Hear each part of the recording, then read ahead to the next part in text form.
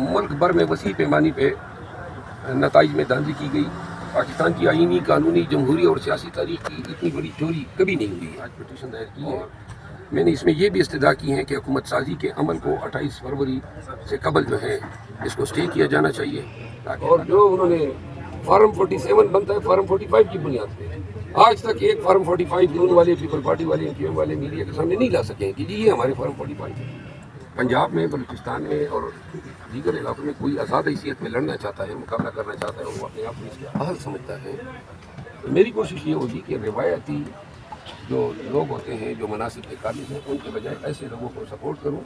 और मैं भी जेल के लोगों को कहना चाहता हूं कि इलेक्शन में भरपूर शिरकत करें, अपने मुख्तलिफ मनासिब के लिए अप्लाई करें, कंटेस्ट करें। फिर एक कानून ये भी है कि जो पेंशन लेता हो वो सरकार से दूसरी तनख्वाह नहीं लेगा। और इसी तरह जो वकला लिए हैं डायरेक्ट, चूँकि इलेक्शन कमीशन ऑफ पाकिस्तान को आज़ाद होना चाहिए, इसकी इंडिपेंडेंट हैसियत होनी चाहिए।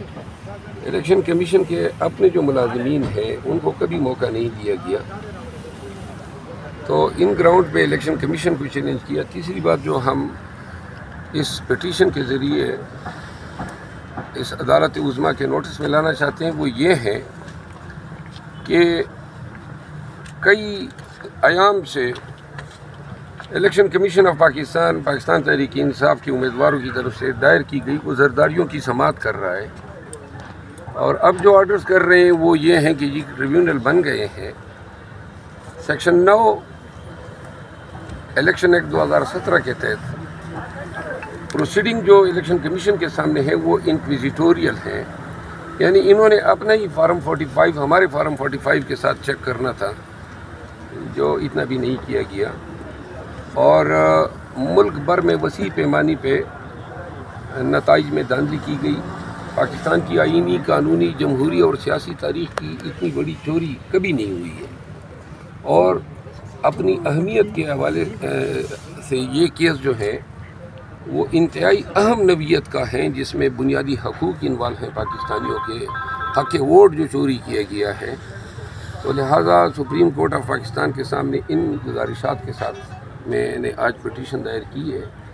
मैंने इसमें यह भी इस्तदा की है कि हुकूमत साजी के अमल को 28 फरवरी से कबल जो है इसको स्टे किया जाना चाहिए, ताकि अगर जेनुइन जो उम्मीदवारान हैं जो जीते हुए हैं उनकी मेंबरशिप रिस्टोर होती है तो पूरे ये जो लैंडस्केप है हुकूमत साजी का वो तब्दील होता है। हमने अपने तय बहैसियत सुप्रीम कोर्ट ऑफ पाकिस्तान के एक वकील के और बहैसियत मेंबर नेशनल असम्बली आर्टिकल 5 आइन के तहत ये मेरी एक ड्यूटी है कि मैं ऐसे सिग्निफिकेंस मामलात पे अपने फ़राइज़ अदा करूं। तो लिहाजा मैंने पिटीशन आज दायर कर दी है। उम्मीद है कि जल्द ये बेंच के सामने मुकर्रर होगी। इसमें इंतहाई अहम नवीयत के मामलात मैंने उठाए हैं और जिस पे पाकिस्तान की सियासी और जमहूरी तकदीर जो है वो इन्हिसार करती है। उम्मीद है कि सुप्रीम कोर्ट ऑफ पाकिस्तान की मेरी इस्तदा तो ये है कि पूरी सुप्रीम कोर्ट इसको सुने, क्योंकि इससे अहम नवीयत का मुकदमा कभी आया ही नहीं है। अच्छा शेर अफजल मरवत साहब, आज आपने सुप्रीम कोर्ट में पिटीशन दायर कर दी है। 28 फरवरी को आपने कहा जो हुकूमत बनने जा रही है, हुकूमत साजी होगी, उसको रोका जाए, ये मुतालबा किया गया आपकी जानिब से। तो क्या इस वक्त मुल्क अफोर्ड कर सकता है और कितना इसको मजीद लिंगर ऑन किया जा सकता है? क्योंकि अगर यहाँ से रोक दी जाती है तो फिर मामला तो बहुत आगे चले जाएंगे। नहीं, सुप्रीम कोर्ट सिर्फ इतने दौरानिए के लिए रोक दे कि जब तक ये इस मुकदमे को फैसला कर ले। अब बड़ा आसान सा है, जो कमिश्नर रावलपिंडी का बयान है, इसके बाद उसके तासुर को ज़ाहिर करने के लिए DRO से बयान दिलवाए गए, फिर उसको मजबूर करके दूसरा बयान दिलवाया गया। मुल्क में बहुत सारी सियासी शख्सियात ने, पार्टीज़ ने, बशमूल जमात इस्लामी, पीर पगाड़ा साहब, अचरचई साहब, इन सब ने इन इलेक्शन का जो है वो इनको रिग कहा है। तो लिहाजा ये इंतहाई संगीन नवीयत के इल्ज़ामात हैं उन DROs के ख़िलाफ़, उन ROs के ख़िलाफ़, इलेक्शन कमीशन के ख़िलाफ़। इनकी तहकीकात तो होनी चाहिए ना। अब तहकीकात का भी हक़ नहीं है اور جو انہوں نے فارم 47 بنتا ہے فارم 45 کی بنیاد پہ، آج تک ایک فارم 45 نون والے، پیپل پارٹی والے، NQM والے میڈیا کے سامنے نہیں لا سکے کہ جی یہ ہمارے فارم 45 ہے، اور ہم اپنے سارے فارم 45 بھی لائے ہیں، دیگر آزاد امیدواران کی بھی لائے ہیں، پولیٹیکل پارٹیز کی بھی لائے ہیں ایک ہی حلقے میں۔ اب 24 فارم 45 ایک جیسے ہیں، اور فارم 47 جو ہے وہ کس فارم 45 پہ بنا ہے ابھی تک نام ہی علم ہے، الیکشن کمیشن آف پاکستان کو ہے، تو لہٰذا اس کی جانکاری ہونی چاہیے۔ ان کو حکومت بنانے کی جلدی ہے۔ آج جو پنجاب اسمبلی میں اجلاس بلایا ہے، اس سے یہ تاثر مل رہا ہے کہ ان کو شاید سمجھ آ رہی ہے کہ اب وہ اگر تاخیر ہوتی ہے تو حکومت نہیں بنا پائیں گے، تو لہٰذا یہ انتہائی اہم نوعیت کا مقدمہ ہے، اور شاید چند ایک ایسے مقدمے اور بھی آج دائر ہو رہے ہیں، ان سب کو یکجا کر کے سپریم کورٹ آف پاکستان سے التجا ہے کہ اس کو سنیں۔ اس سے پہلے کیس میں احتجاج کی کال دی گئی ہے پنجاب اسمبلی کے باہر، تو کیا آج کے دن احتجاج کرنے سے کوئی فائدہ ہوگا؟ کیونکہ نون لیگ کلیم کر رہی ہے کہ ہم نے نمبرز پورے کرنے ہیں، بلکہ 200 کی فگر اس وقت بتائی جا رہی ہے جو کہ ان کے پاس ہیں ممبران۔ یہ 300 کی فگر بتا دیں کہاں سے لا رہے ہیں؟ یا تو لوٹے جو ہیں بنوا کے اپنے ساتھ شامل کر رہے ہیں، یا پھر جو چوری شدہ نشستیں ہیں ان پہ اپنے بندوں کو بتا رہے ہیں۔ یہ 300 بتا دیں یا 200 بتا دیں، کوئی فرق نہیں۔ انتخابات میں دھاندلی کے حوالے سے ایک درخواست سپریم کورٹ میں آئی، جس میں چیف صاحب نے درخواست گزار کو جرمانہ عائد کر دیا، اور اس سے پہلے بھی جو الیکشن کمیشن کے حوالے سے درخواستیں تھیں اس میں چیف صاحب یہ کہتے رہے کہ الیکشن کمیشن ایک آئینی ادارہ ہے، تو آپ کی درخواست پہ بھی کہیں ایسا نہ ہو کہ کوئی جرمانہ عائد ہو جائے یا کچھ؟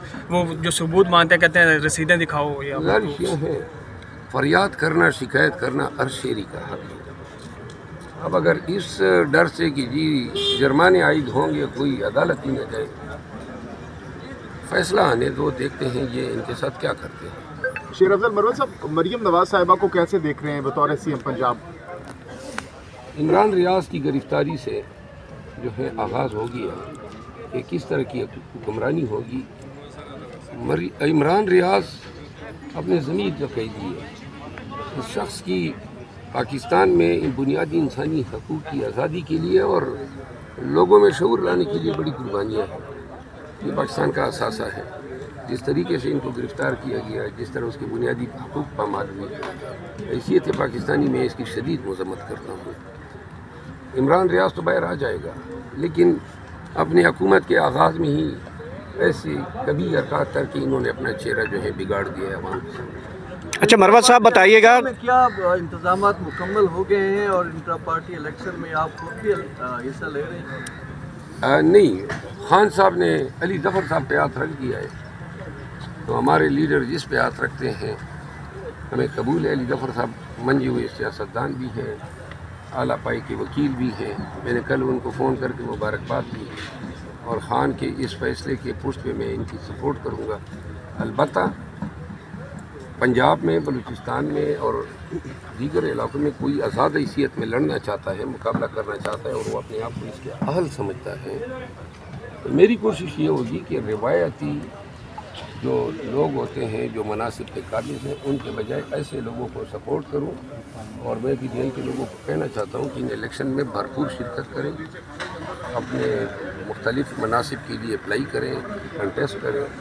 جو امیدوار جو ہے وہ میری ذاتی نقطۂ نظر سے میرٹ پہ پورا اترے گا، میں ان کی کمپین کروں گا۔ مروت صاحب یہ بتائیے گا کہ عمران خان صاحب کیا برشر گوہر صاحب سے ناراض ہیں؟ کوئی ہمارے پاس اطلاعات ہیں جس کی وجہ سے علی ظفر صاحب کا نام دیا گیا، کیا سمجھتے ہیں؟ میرا خیال نہیں ہے کہ وہ ناراض تھے۔ برشر گوہر صاحب جو ہے ان کے پاس بڑا اچھا وقت تھا کہ وہ ان کو اللہ نے ان پہ بڑا مہربان ہوا، اس کو موقع ملا، چیئرمین بنے۔